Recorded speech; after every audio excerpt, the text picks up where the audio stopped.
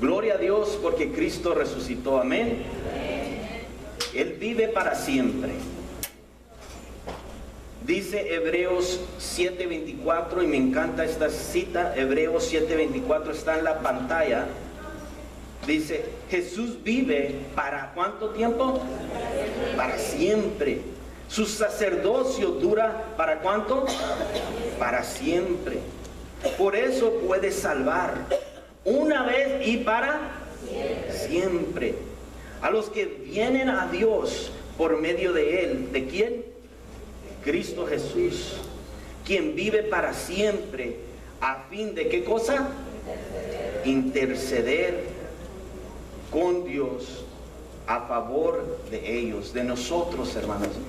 Cristo está intercediendo a favor de los que vienen a Él, de los que con un corazón contrito y humillado vienen a reconocer: Señor, soy un pecador, necesito de tu gracia y de tu perdón.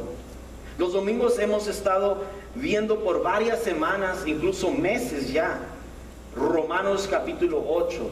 Y como les dije, por fin hoy lo vamos a terminar, donde Pablo nos anima en todo este capítulo de Romanos 8 a no perder la esperanza. Porque a menudo escucho a muchas personas decir: yo no sé si soy salvo, yo no sé si hoy me levanté y no tengo la salvación que Dios ha prometido. Y mi pregunta para ti en esta mañana, que te hagas hoy, que nos hagamos juntos: ¿cómo puedo estar seguro de mi salvación? ¿Cómo puedo estar seguro de mi salvación? Y ahí en su boletín, el primer punto, solamente tengo un punto que dar, es: mis pecados han sido perdonados. Dígalo conmigo: mis pecados han sido perdonados. Si tú le has confesado a Jesús, como dice Romanos 10:9, que si confesamos con nuestra boca que Jesús es Señor y que Dios lo levantó de entre los muertos, seremos ¿qué? Salvos. Por un ratito, para siempre, dice ahí. Y es lo que hoy vamos a estar viendo. Porque Jesús murió, escriba ahí en su boletín, porque Jesús murió por mis pecados. Me encanta esta gran verdad, que Jesús murió por mis pecados, por tus pecados. No solamente nos perdonó de nuestros pecados con su sangre preciosa, sino la culpabilidad que teníamos ha sido pagada. La vergüenza que cargábamos ha sido pagada en la cruz del Calvario. Mi condenación ha sido pagada en la cruz del Calvario por la sangre de Cristo. Todo lo que el enemigo quiera tirarnos a nuestra mente para robarnos esta seguridad eterna, todo fue pagado en la cruz del Calvario, sin reservas. ¿Cuántos lo creen? Cuando Jesús dijo a gran voz: consumado es, no dice a la mitad. Ahora a ustedes les toca que ustedes pongan de su parte, y si no, no hay salvación. Dice así, dijo: consumado es. Padre, perdónalos porque no saben lo que hacen. Y cuando nosotros aceptamos el sacrificio de Cristo, cuando confesamos, estamos declarando: gracias, Señor, porque tú pagaste el precio en la cruz del Calvario. Entonces Pablo dice en el 34, entonces ¿quién nos condenará? Hay muchos que nos pueden condenar, a señalar, a apuntar el dedo, pero aquí Pablo dice: nadie, porque Cristo Jesús murió. ¿Por quién? Cristo Jesús murió por nosotros. Jesús va a ser el juez. Él es digno, Él es merecedor. El Padre le dijo a Jesucristo: hijo mío, tú eres el único digno de juzgar al mundo entero. Esta es una gran realidad, hermano. La Biblia dice que está escrito para el hombre morir una vez, y después de esto, ¿qué? El juicio. Cristo es el que nos va a juzgar. Pero cuando venimos a Él, como hemos estado viendo en Romanos 8:1, dice allí, vean, Romanos 8:1. ¿Quién se sabe lo que dice Juan 3:17? A ver, todos juntos, porque de tal manera amó Dios al mundo, que ha dado a su Hijo unigénito, para que todo aquel que en Él cree, no se pierda, mas tenga vida eterna. Pero ¿qué dice el 17? Juan 3:17. Porque no envió Dios a su Hijo al mundo para condenar al mundo, sino para que el mundo, todos nosotros, seamos salvos por medio de Él. Estas son buenas noticias, ¿no lo creen? Dios no condena a nadie. El que lo rechaza, como vimos en el esquema, Él está ofreciendo esta salvación a todos. Y el grupo que estaba acá lo aceptó y levantaron manos altas, pero el grupo de acá lo rechazó. ¿Sí? El 18, Juan 3:18 dice que a los que lo rechazan, a los que no lo recibieron, ya están condenados en sus pecados y delitos. Pero Dios no quiere que nadie sea condenado. Por eso Dios envió a su Hijo amado. En Romanos 8:1 dice, ahora pues, ninguna condenación hay para los que están ¿en quién? En Cristo Jesús. A los que no andan conforme a la carne. Allí cuando se refiere a conforme a la carne, el Espíritu Santo nos redarguye. El Espíritu Santo nos hace la invitación a que vengamos a los pies de Cristo. Y está en nosotros el poder ceder a la voz del Espíritu Santo y decir, sí, te acepto, Señor. Pero los que andan conforme a la carne van a hacer esto. No quiero a Jesús. Yo no necesito de Jesús. Yo estoy bien como estoy. Pero a los que andan en el Espíritu, ellos son los que dicen, Señor, te necesito. Ten misericordia de mí, que soy un pecador. Dice el verso 2, porque la ley del Espíritu de vida en Cristo Jesús me ha librado de la ley del pecado y de la muerte. ¿Cuántos dan gloria a Dios por eso? Porque lo que era imposible para la ley, para las reglas, para los requisitos, dice, por cuanto era débil por la carne, Dios envió a su Hijo en semejanza de carne de pecado, y a causa del pecado condenó al pecado en la carne. ¿Cuál carne? En Cristo Jesús. En el momento que Él exclamó a gran voz y dijo, Eloí, Eloí, lama sabachthani, que traducido es, Dios mío, ¿por qué me has abandonado? Esto yo no lo entiendo, hermanos, y no lo voy a tratar de comprender, solamente lo acepto. Que en ese momento, cuando Cristo clamó, Padre, ¿por qué me has abandonado? Todos los pecados del mundo estuvieron sobre de Él en ese instante. Pecados pasados, presentes y futuros. Yo no lo entiendo, pero lo acepto, me lo apropio y digo, gracias, Señor, por ese sacrificio. Gracias porque tú en la cruz del Calvario te hiciste maldición por causa de mí. Esa maldición yo la debería que haber pagado, pero tú tomaste mi lugar. En Gálatas 3:13 Pablo nos dice, Cristo nos redimió, nos compró, pagó el lugar. Cristo nos redimió de la maldición de la ley, hecho por nosotros, ¿qué cosa? Maldición, porque está escrito, maldito todo aquel que es colgado en un madero. Wow. Cuando yo leo estos pasajes y digo, Cristo se hizo maldito por mí, no cabe duda que Dios nos ama, hermanos. No cabe duda que su amor es grande, inmenso, sin reservas. Jesús murió por mis pecados, pero como dijo Raúl Velasco, aún hay más.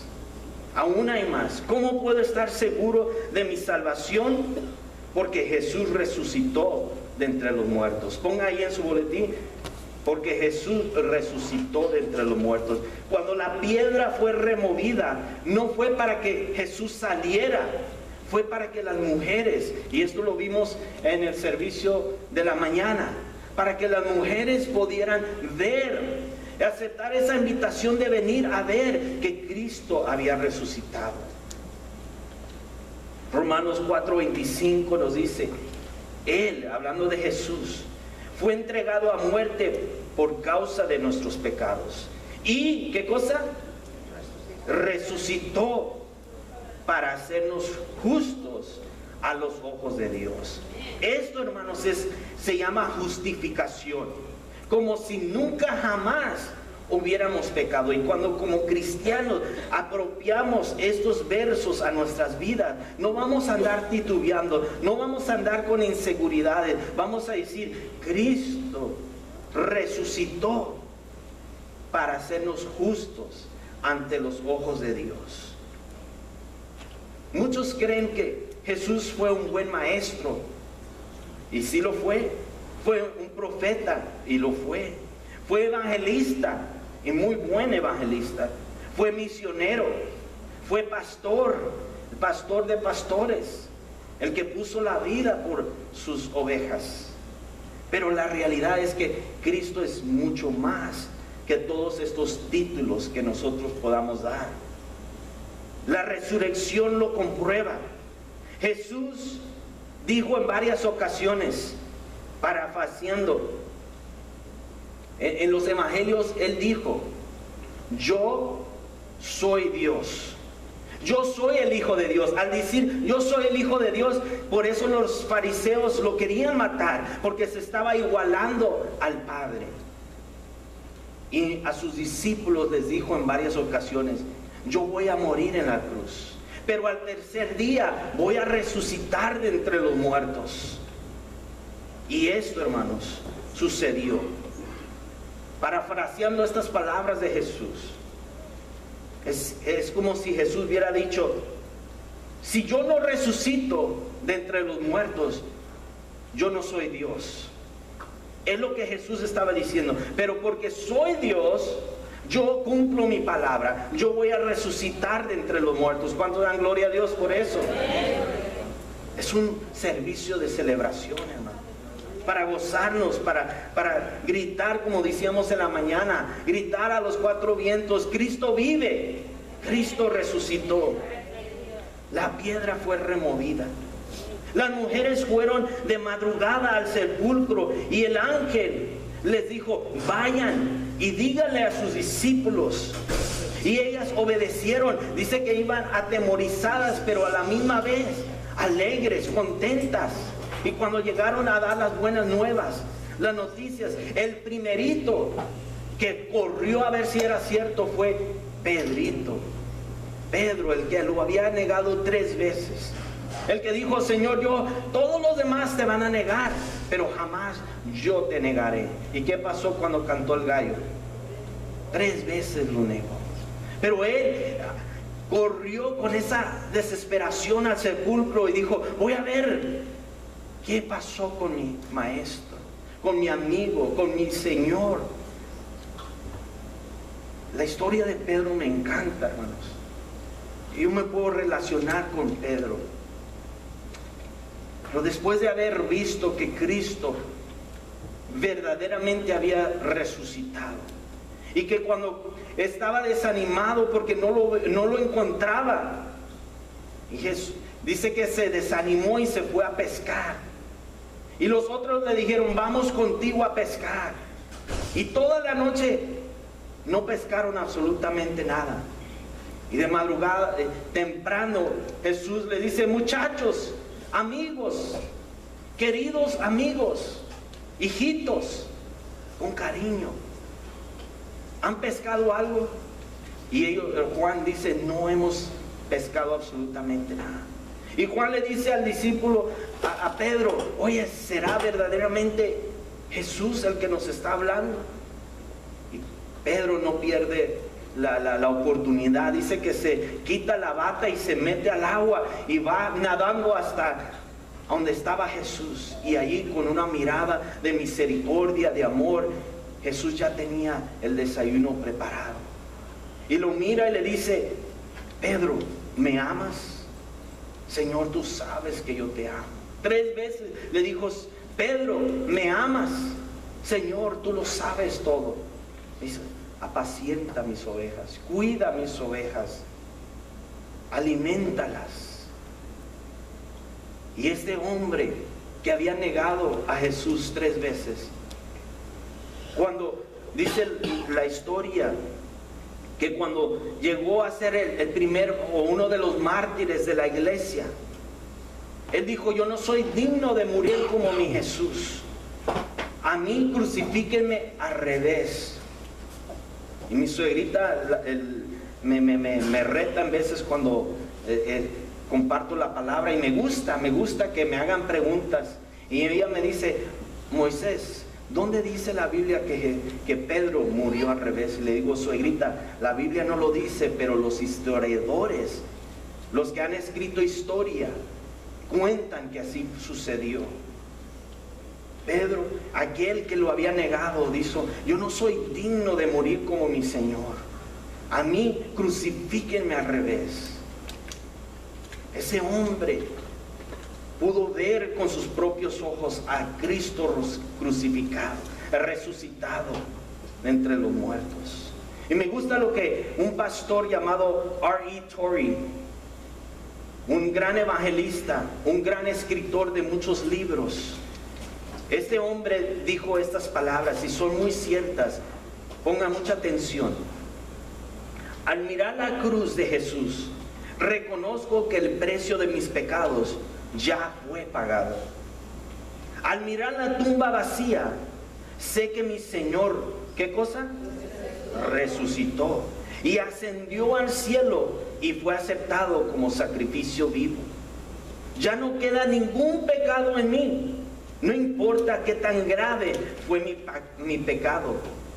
Mis pecados pudieron ser más altos como una montaña, pero a la luz de la resurrección, el precio que fue pagado es más alto que los cielos.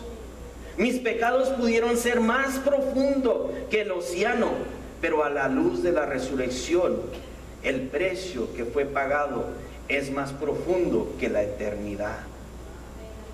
¿Qué es tan cierto es esto, hermanos? ¿Cómo puedo estar seguro de mi salvación? Número 1, porque Jesús murió. Número 2, porque Jesús resucitó. Y número 3, porque hay 2 cosas muy importantes acerca de esta verdad: que Jesús está sentado a la diestra del Padre. Y esto es que Jesús fue glorificado y entronado. Hay una foto de una silla, ¿sí la alcanzan a ver? Una silla que Jesús se sentó en un lugar de honor, en un lugar que el Padre ya le tenía reservado. Y Jesús mismo, cuando hablaba con el Padre en la oración que él hizo en Juan 17, miren lo que Jesús dijo: yo te he glorificado, dice Jesús al Padre, yo te he glorificado en la tierra. He acabado la obra que me diste que hiciese. Ahora pues, Padre, glorifícame tú al lado tuyo, con aquella gloria que tuve contigo antes, fíjense, antes que el mundo fuese. Jesús dejó su gloria allá en el cielo para despojarse, para humillarse, para venir a morir en una cruz. Pues su vida no comenzó cuando nació en Belén. Como ser humano nació allí en Belén, pero él ya existía antes de la fundación del mundo. Durante los 33 años de la vida aquí en la tierra, él se despojó de esa gloria que él tenía. Y si está tomando nota, escriba esto, porque esto me impactó a mí. No fue un hombre que se hizo Dios, sino Dios se hizo hombre. Lo voy a volver a repetir. No fue un hombre que se hizo Dios, sino Dios se hizo hombre. Qué verdad tan más cierta, hermano. No es que un hombre aquí en la tierra dijo: yo voy a subir al cielo y me voy a hacer Dios para salvar al mundo. Dios que estaba en el cielo dijo: yo voy a despojarme y voy a venir al mundo para que el mundo sea salvo. para que en mi carne, para sentir lo que ellos sienten, para sufrir lo que ellos sufren, para relacionarme con ellos y para que no haya excusa delante de su presencia de decir, oh, pues tú eres Dios, tú no sentiste lo que yo sentía, tú no luchaste con el pecado como yo lucho. Él sufrió tal y como tú, tal y como yo, mas dice la Biblia, sin pecado alguno. Pero en el momento que él lloró al Padre, clamó a gran voz, en ese momento todos nuestros pecados fueron depositados sobre él. Un santo, un justo muere por los injustos. Y Jesús dice, he acabado la obra que me diste que hiciese. Ahora pues, Padre, glorifícame al lado tuyo, con aquella gloria que tuve contigo antes que el mundo fuese. Déjame decirte que esto ya sucedió. Cristo está sentado a la diestra del Padre, glorificado, entronado. Pero hay algo más, hermanos. Hay algo más maravilloso. Que Cristo no solamente se queda sentado allí en su trono, sino que Él se levanta de su trono. ¿Y cómo sé esto? En el libro de Hechos, capítulo 7, verso 55, tenemos el relato del primer mártir de la iglesia, un joven llamado Esteban, el cual Saulo de Tarso, que después se convirtió a Pablo. Hemos estado estudiando la vida de Pablo en Romanos, en Hechos. Dice que él consintió en la muerte de este joven Esteban. Mientras lo estaban apedreando, Saulo de Tarso, le detenía no iba a decir suéteres, sus túnicas, sus batas.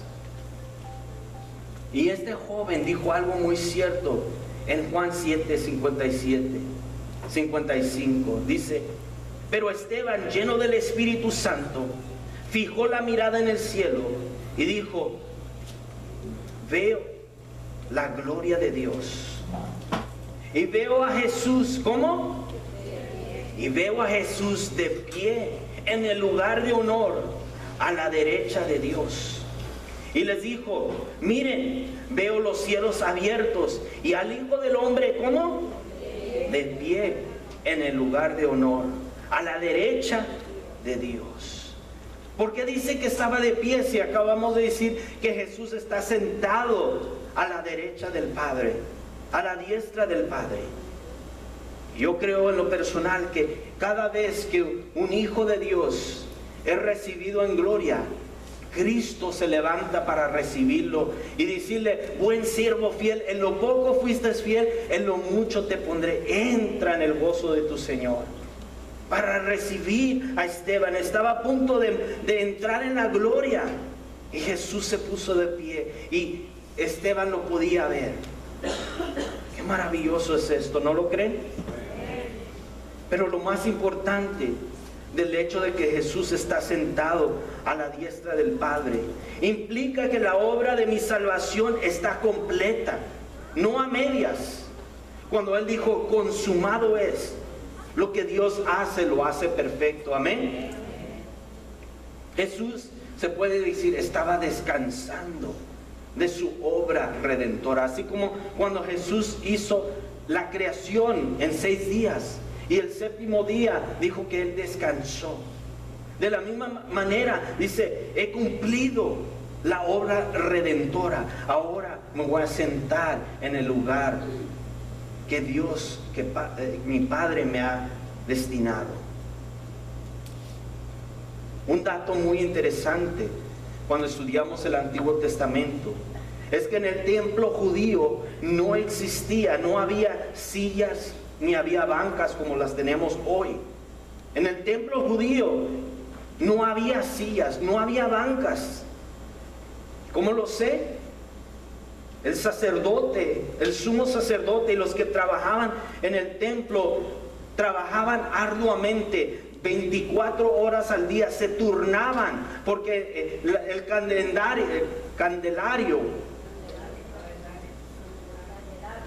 candelabro, gracias, tenía que estar constantemente encendido.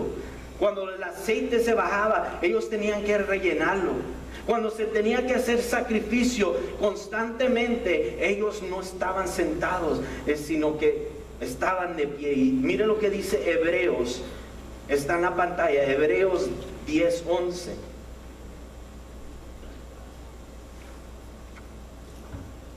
Bajo el antiguo pacto, el sacerdote oficia de pie delante del altar día tras día, ofreciendo los mismos sacrificios. ¿Cuántas veces? Una y otra vez, los cuales nunca pueden quitar los pecados. Pero nuestro sumo sacerdote, ¿quién es? Cristo Jesús. Pero nuestro sumo sacerdote se ofreció, ¿cuántas veces? Se ofreció a sí mismo, a Dios, como un solo sacrificio por los pecados. ¿Válido para cuánto? Para siempre. No es, oh, ya pecaste otra vez, Jesús tiene que ser crucificado en la cruz. No, cuando Él dijo, consumado es, la obra está hecha. Si nosotros seguimos fallando, si nosotros seguimos pecando, pero en ese momento el Espíritu Santo nos redarguye. Hay esa comunión con el Padre, con el Espíritu Santo, con el Hijo. Y podemos clamar, Abba Padre, Padre, reconozco que he pecado. Reconozco que sigo fallando. Ten misericordia de mí. Y hay esa comunión, hay esa relación. Y hay esa... Jesús dice, mi hijo, ya pagué el precio por ti. No te preocupes. Estás justificado ante mi Padre Celestial. Esto es una gran verdad, hermanos.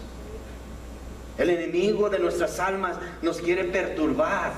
Él quiere decir, no es cierto de que Cristo murió una sola vez y para siempre. Jesús está sentado a la diestra. Entonces, si esto no fuera cierto, tú y yo tendríamos que subir al lugar santísimo donde está sentado y quitarlo, desentronarlo, levantarlo y decirle, Cristo, no pagaste por mis pecados, pero Él está sentado a la diestra del Padre. ¿Cómo puedo estar seguro de mi salvación? Porque Jesús murió por mis pecados, porque Jesús resucitó de entre los muertos, porque Jesús está descansando, sentado a la diestra del Padre. Pero, dice el verso 34, Romanos 8:34, porque Jesús está intercediendo por nosotros. Esta palabra intercediendo significa orando. Y la palabra orando significa hablando con Dios. ¿Qué está hablando de Jesús con el Padre? Está orando por ti, está orando por cada uno de nosotros. ¿Para qué? ¿Para que tengamos un Ferrari? No. ¿Para que ganemos la lotería? No. Lo que Jesús le está pidiendo al Padre, Él le está diciendo, Padre, todo lo que mi muerte y mi resurrección y mi glorificación significa, las bendiciones de la salvación, yo se las otorgo a mis seguidores. Hay una última foto, esta foto que está allí, me encanta. Jesús le está diciendo al Padre, yo veo cómo sufren, yo veo cómo luchan, yo veo cómo se desaniman, y yo ruego por ellos para que comprendan cuánto los amamos. Eso es lo que Jesús está orando al Padre. Eso es lo que está intercediendo por ti y por mí. Y eso, hermanos, cuando comprendemos que Jesús murió por nuestros pecados, que Jesús resucitó y está sentado y intercede por nosotros, entonces viene el gozo de nuestra salvación. Entonces viene la seguridad de nuestra salvación. Ya no más titubeamos. Jesús ve todo, hermano, lo que hacemos, ¿sí o no? Jesús oye todo lo que decimos, ¿sí o no? Y cada vez que tú y yo oramos a Dios y nos abrimos con Él. Y decimos, Señor, mira la lucha que enfrento a diario. Señor, ayúdame a vencer. Él está ahí, hermanos. Él no dice, como decíamos en el servicio de la mañana, Él no está muy ocupado. Él no dice, vengan después. Él escucha cada una de nuestras plegarias. Cuando decimos, como dice Romanos 8, Abba, Padre, Daddy, Papi, te necesito, estoy luchando, estoy dolido, estoy desanimado, estoy enfermo, ayúdame, Padre.